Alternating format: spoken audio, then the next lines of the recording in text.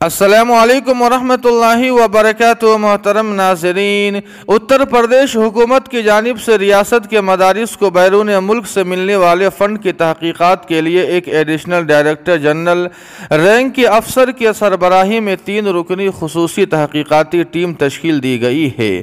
جانکاری کے مطابق اتر پردیش میں تقریباً 25,000 مدارس ہے اور 16,500 سے زائد مدارس ریاستی مدرسہ ایجوکیشن بورڈ سے تسلیم شدہ ہے۔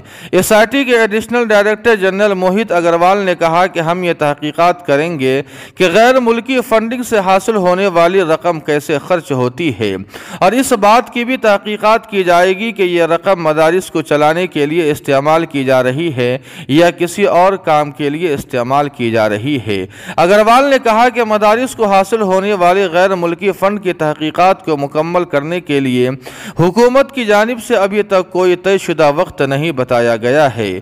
تسلیم شدہ اور غیر تسلیم شدہ دونوں مدارس کے بارے میں تحقیقات کی جائے گی۔ ایس آئی ٹی نے پہلے ہی اپنے بورڈ سے مدارس کی تفصیلات طلب کر لی ہے۔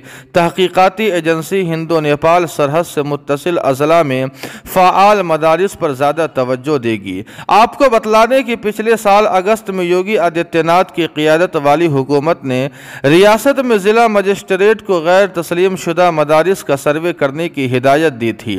2 ماہ کے سروے کے دوران 8,449 مدارس کو ریاستی مدرسہ ایجوکیشن بورڈ سے تسلیم شدہ نہیں پایا گیا تھا، اور یہ مدارس بورڈ سے الحاق کے بغیر ہی کام کر رہے تھے۔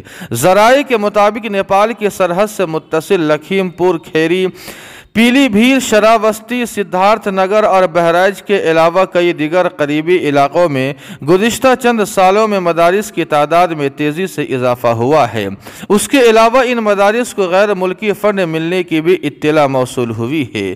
آپ کو بتلا دیں کہ مدارس کو حکومت کی طرف سے نوٹس ملنے کے بعد تمام مدارس میں ہلچل سی مچ گئی ہے۔